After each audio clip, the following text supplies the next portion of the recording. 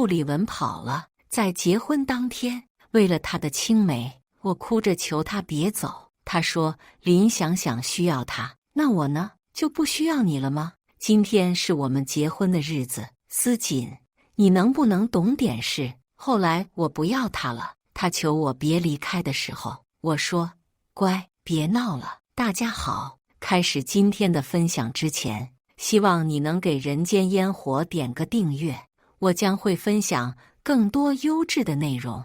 我和傅立文结婚这天，凌晨4点起来化妆，在化妆间的我一直在等傅立文的出现，直到从镜子里看着站在身后的新郎官，我才松了口气。可我没想到，最担心的事情还是出现了。傅立文面露难色，思锦，对不起，想想有点发烧，我要带他去医院看看。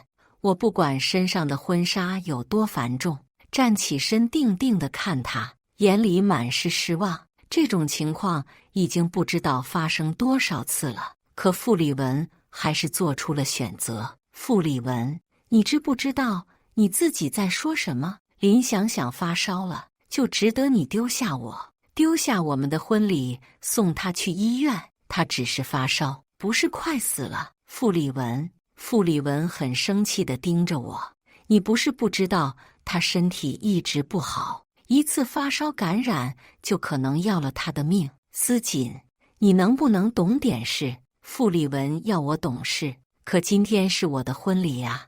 我知道傅立文一向的作风，既然已经开口了，他一定会去。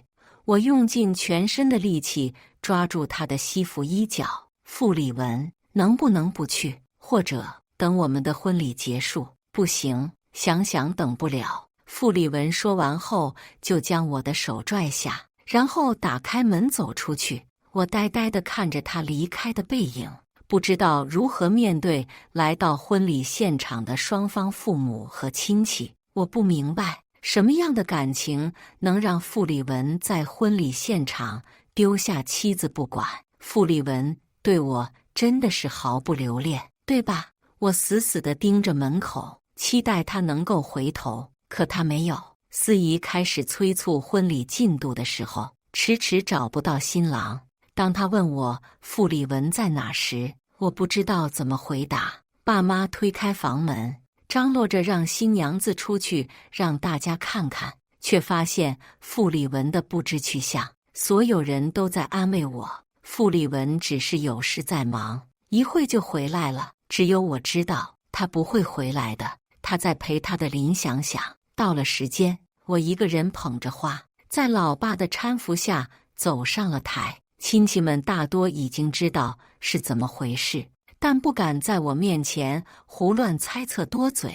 可我已经感受到了亲戚们炙热的目光在我身上不断停留，这种滋味我不想再受了。我松开老爸的胳膊，接下了司仪的话筒。不好意思，今天我和傅立文的婚礼取消。傅立文是晚上6点联系我的，此时的我回到了自己家里。他赶来时，按响了门铃。我打开门，和他对视的一瞬间，眼里已是平淡。林想想怎么样了？傅立文好像很惊讶我会第一时间问林想想的状况。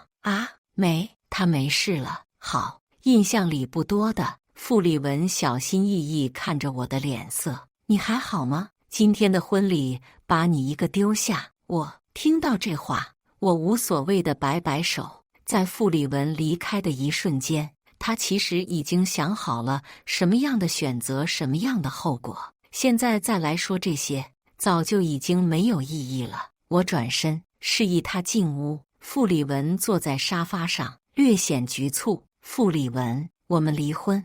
为什么？思锦，我不是故意的。林想想她在这边没什么认识的，她一个女孩子，你不用跟我说那么多了，已经很多次了。你说的我都能理解，也希望你能理解我一下，好吗？至于彩礼，我已经让我爸妈交给你爸妈了。傅立文眼睛渐渐变得通红，焦急地开口：我错了，锦锦，明天我们明天补办一个婚礼好不好？不好，我冷冷地看着傅丽文的眼睛。作为一个女人，在婚礼现场被丈夫抛下去找别的女人，我没那么大度。现在能好好跟傅丽文说话，已经是我最大的耐心了。对我不好的地方改一改，以后对林想想要好好的。你听我解释，我和林想想不是那样的关系。我像听了一个大笑话一般。那是什么关系？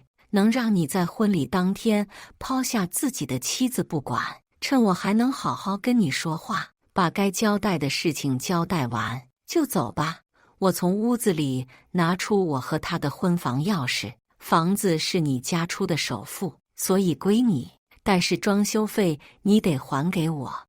我和傅丽文在一起了4年，从大学开始到现在毕业工作，我和他之间经历了很多。我以为我们也会像别人一样，从校服到婚纱，从校园到生活。傅丽文傻愣愣地站在客厅，我见他迟迟不接过我手里的钥匙，索性将他连人带钥匙丢出门口。钥匙重重砸在地上，发出沉闷的响声，像极了我和傅丽文4年的感情郁郁而终。不是我不够大度，我可以理解林想想，一个女孩在大城市打拼，有事没事都要找傅丽文，但我理解不了傅丽文对她完全超出了对正常朋友的态度，甚至比对我还要重视。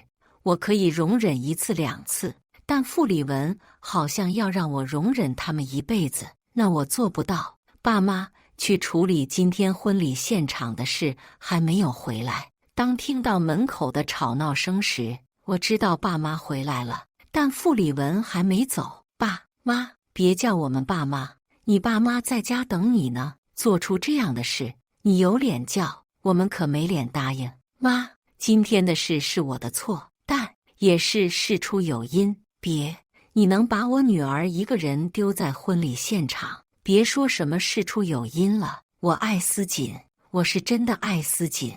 你如果真的爱她，就不会做出这样的事情来。滚出去！我打开门，爸妈和傅丽文见到我，同时收了声。傅丽文见到我，像是抓住了最后一颗救命稻草似的。思锦，我知道是我对不住你，但我爱你，很爱你。你能给我一次机会吗？傅丽文，我们在一起多久了？4年。那一天在一起的。傅丽文看着我，张了张口，又闭了嘴。我冷静地回复他，是4年3个月。我们是4年前的3月17在一起的。傅丽文看着我，有些心虚，最后还是说了句对不起。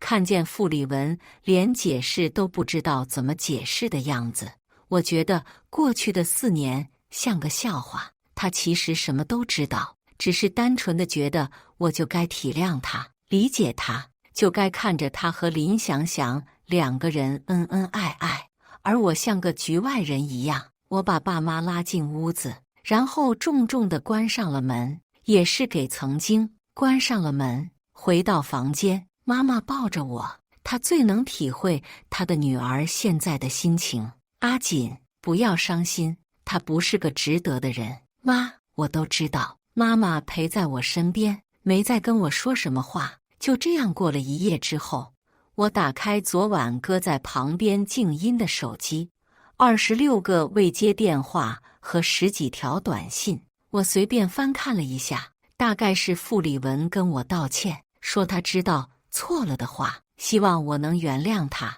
我知道傅丽文和林想想是在他的老家周乡认识的，2个人可谓是青梅竹马，邻里邻居住了10多年。直到后来，傅丽文跟着父母来到了现在这个城市，并定居了下来。我知道傅丽文有对青梅的愧疚，他说好读完中学会回去找他，可事实没有。因此，当林想想来到博城，第一时间联系了傅丽文时，他恨不得把什么都补偿给他。最开始的时候，他会内疚对林想想的照顾，怕我多想，更怕我因此难过，总是跟我解释一遍又一遍。当我听他说起这些事，只当是童年约定的玩伴，再也没履约。他多照顾一点林想想是应该的，可事情逐渐不对了。他不再向我解释什么，出门的时候只会扔下一句：“我去找想想，他有事。”但凡我追问了一句，傅立文就会让我懂事点，别乱想。而我一旦生气，他就会觉得我和他这么多年的感情了，哄两句就能好。他一贯如此，只是这次不会了。傅立文的爸妈没收彩礼，而是大包小包的上门赔礼道歉。身后跟着一起来的傅立文，他们在我面前上演了一场子亲子捧新席的戏码。傅立文的爸妈在我和我爸妈面前，先是将傅立文大骂了一通，而后用孩子心性不成熟，还年轻等理由，企图一哄而过。但我不吃这套，我爸妈也不吃这套。爸妈先是客客气气地将他们一家三口迎到家里坐下，但聊起来的句句都是我和傅立文不合适，结婚这事还得再看。接着就开始算账，关于彩礼和陪嫁之类的账目，我补充了一句：房子是你们付的首付，但装修的钱是我们家出的，这一点还是算清楚一点好。傅立文却有点为难地跟我们说，他爸妈在城里买房付首付已经没什么钱了，至于装修的钱，暂时还拿不出来，彩礼钱已经退给你们了，房子也在你手上了，这点钱拿不出来。我质问他，如果是这样，毕竟我们已经领过证了，我们做一下财产分割吧。按照法律要求，夫妻财产一人一半，钱拿不出来就把房子卖了，钱一人一半分了就行。那怎么行？傅立文的妈妈急得开了口，而傅立文却像是被戳中了什么，有些局促地对我说，房子可以卖，但是现在不行。我皱着眉头看他，有些不解。傅立文将我拉到另一个房间，我将他的手撇开，说吧，林想想的房子到期了，暂时没地方去，我把我们的婚房给他暂住了。即便已经打定主意和傅立文断了关系，可听到这个消息之后，我还是对他无语到极致。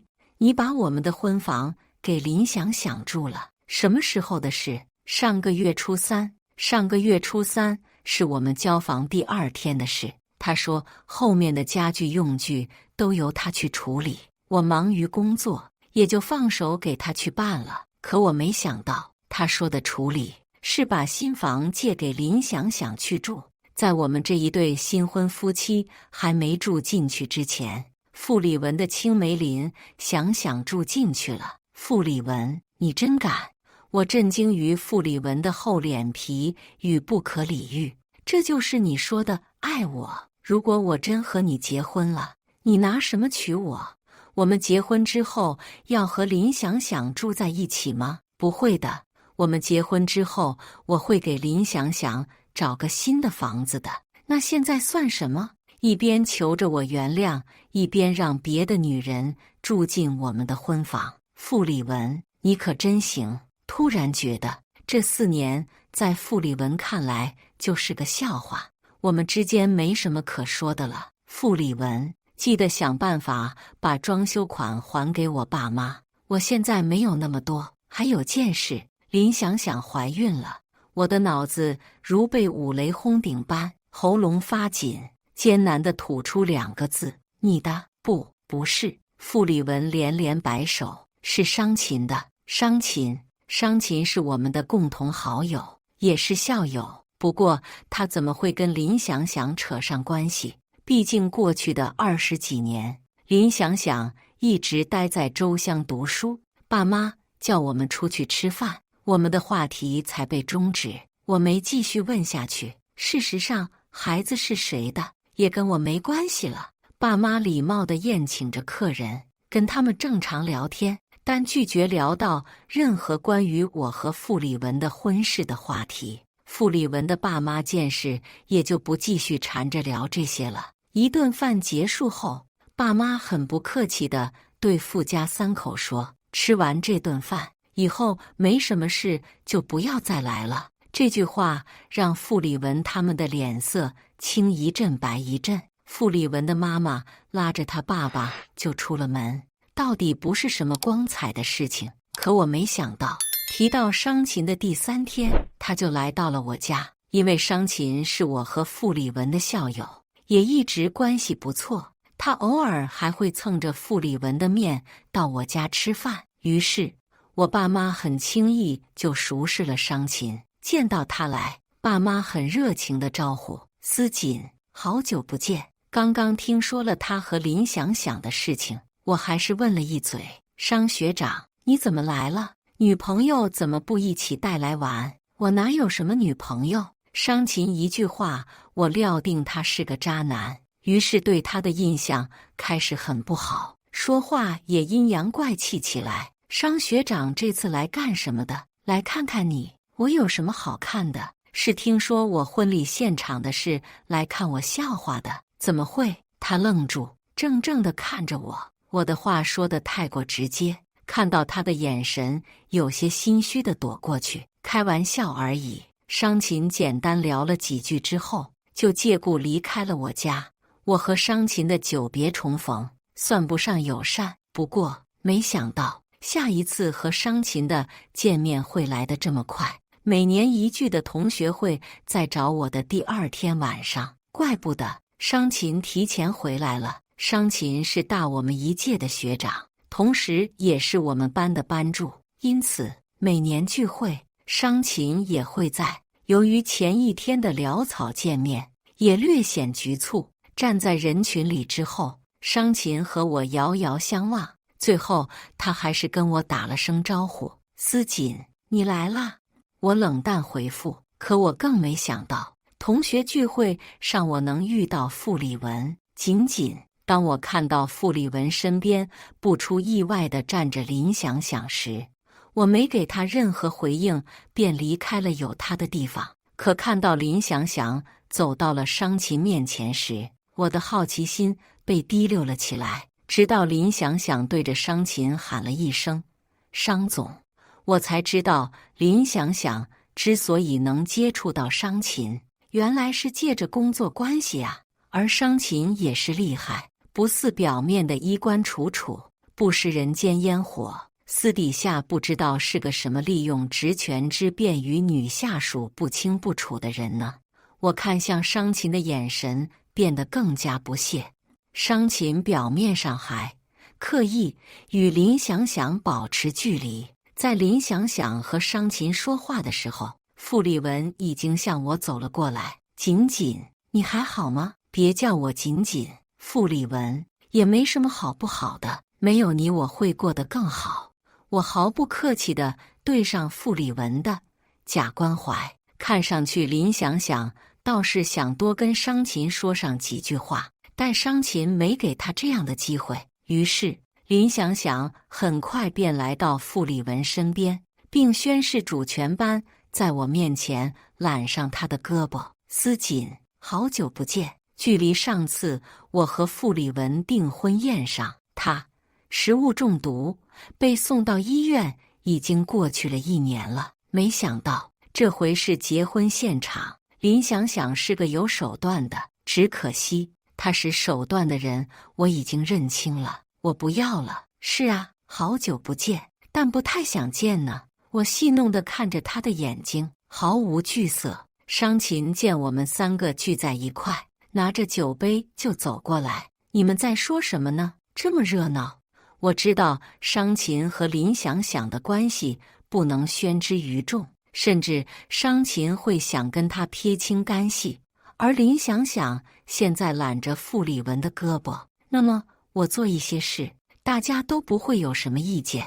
我顺势揽上商琴的胳膊，寒暄地问他：“什么时候回来的呀，学长？”商琴显示莫名其妙地看了我一会，而后像是想到了什么似的：“昨天刚回来。”林想想看到我和商琴的关系略显亲密，不满地瞪着我。林想想却当着我和商琴的面介绍傅丽文：“商总，这是我男朋友，很好。”我和傅丽文之间的感情因为他被破坏，前脚刚离婚，后脚已经成为男女朋友了。林想想也太明显了，可我正陷在自己的情绪里，商琴却主动拉了我的手。听阿姨说，林想想现在住的房子是你们之前的婚房。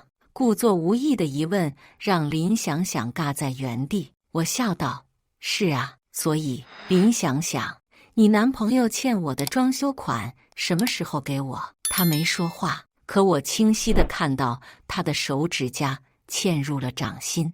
我哼笑着看面前这两个小丑，感叹一句女婊子配狗。天长地又久，同学聚会结束的时候，外面下雨了，我站在门口打车，出租车迟迟不来，身后突然站了一个人。我回头一看，是商琴，他撑起一把伞，举到我的头顶：坐我的车吧，我送你。商琴是我们班的班助，刚进入大学的第1年，哪能抵挡得住商琴这样的人物啊？商琴长得帅，家境又好，更关键的是为人很不错，待人真诚。因为这些，商琴当班助的那一个学期，情书收到手软，但我没听说他接受了哪一位的青睐。我刚想推拒不用，车已经在来的路上了，可林想想却跑了出来，直奔商琴来了。商总，您带伞了呀？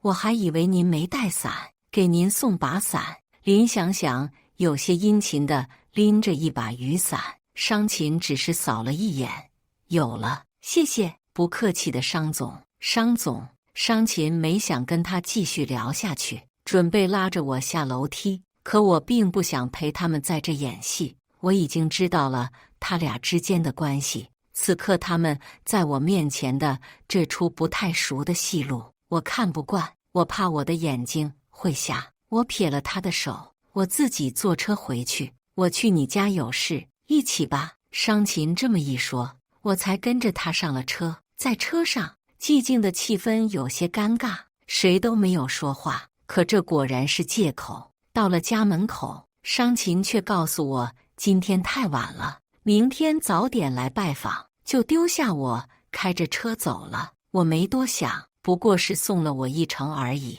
我回到家才有时间看了一眼手机，收到了一条好友验证信息。我并不知道是谁，直到带着好奇通过了好友申请后，对方才发来一条：我是林想想，他约我明天下午去咖啡厅说事。我说没空，但他说你会有空的，这件事对你也很重要。第二天，我还是选择去了他发的位置。在咖啡厅里，他只点了一杯咖啡，见我来，就将咖啡移到我的面前。我怀孕了，喝不了。我头都没抬。我知道，看来傅里文都告诉你了。那他告诉你孩子是谁的吗？商琴，我冷静地回答，是个人都能瞧出来。以林想想的身份、社会地位，攀附上商琴这样的人很难。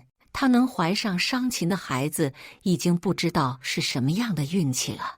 我不知道商琴是否知道孩子的存在，但林想想看到我和商琴举止亲密，这才约我出来。他害怕我会抢走商琴。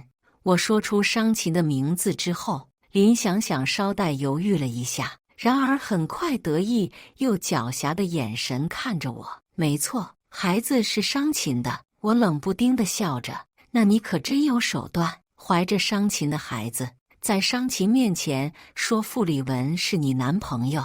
可说着说着，林想想的情绪突然激动起来，他还怀着孩子，扑通一声给我跪下了。咖啡厅的人不多，但还是吸引了这些人的目光。我慌了起来，这是干嘛呀？我不知道林想想在耍些什么心眼，万一他的孩子出了什么事，怪到我头上可怎么办？可当傅里文出现的时候，我才明白林想想到底在干嘛。思锦，有什么就冲我来，想想还怀着孩子呢，你想干嘛？我无奈地翻了一个白眼。傅里文真的蠢得要死。林想想，你想跪就跪吧，我和傅里文之间，你确实该跪。话不多说，我只想赶快离开这个烟渣之地，和他们这一对狗男女待在一块。我只会嫌晦气，可刚走2步，我的胳膊就被傅立文拽住。思锦，你别走，快给林想想道歉。你有病吧？傅立文，他自己要跪的，关我什么事？你搞清楚状况没呀？不管怎么样，想想现在怀着孩子，有什么你先道歉。我没想到今天这热闹能把人凑得这么齐。我和傅立文拉扯间，傅立文突然被人按在桌子上，整个人仰面向上。是商琴。跟商琴比起来，傅立文真是一个细狗，毫无还手之力。商琴，你来得正好，自己处理一下吧，毕竟是你的私生活。什么私生活？你在说什么呀？思锦，你不是和林想想睡了吗？她怀了你的孩子，看来你还不知道。商琴一脸疑惑地看着我，又看向林想想。我什么时候和林想想扯上关系了？我和他从来就是上下级关系。傅立文和林想想都这么说。这种情况下，我只会对商琴有着莫名的嫌恶，自己做的事还不承认。我一脸鄙夷地看着商琴，做了就认吧，商琴。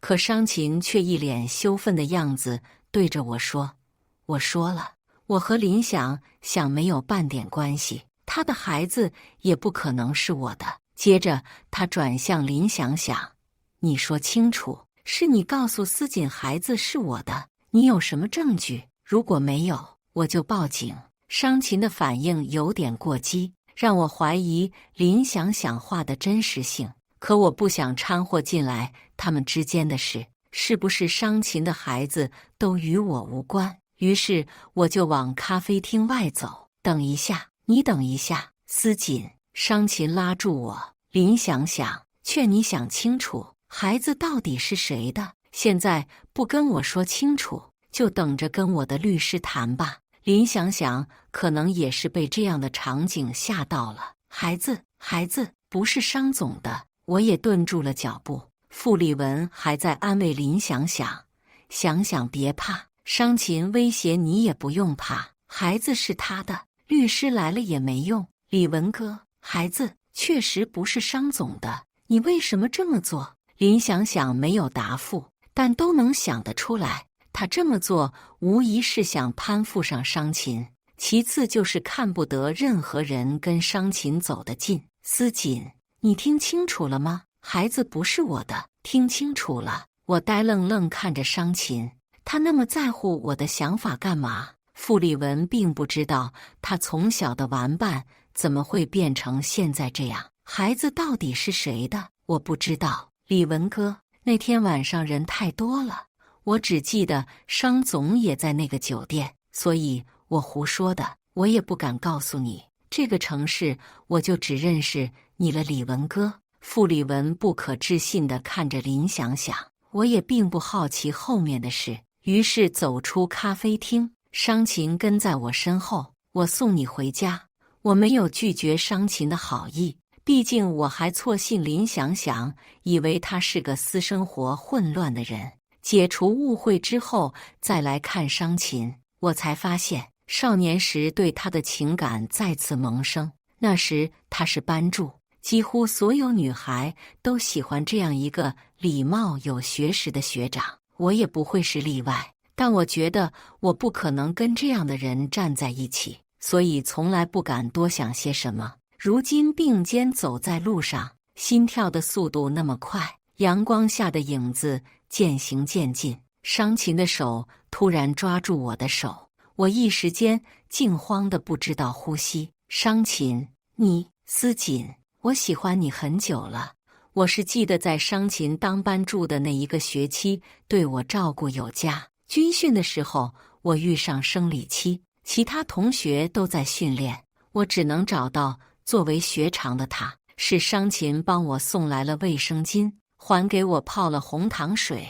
遇到商琴在超市红着脸选姨妈巾长度的同学，一度传出他有女朋友的消息。这件事之后，我和商琴越走越近，最后也成为了很好的朋友，保持联系好几年了。但就是因为商琴很优秀，我才不敢胡乱想自己和他能扯上什么关系。少年时期的回忆突然袭上脑海。我结过婚，虽然没办成婚礼，那天下午我只敢跟他说上这么一句话，而商琴的回复是我不在乎。周日上午，我还在被窝里躺着，我妈突然掀了我的被子，还睡，人家商琴已经来家做客了，快点起，别让人看笑话。我本来迷迷糊糊的答应我妈起床的事，一听到商琴的名字，惊得坐起来。她带来了一些养生礼品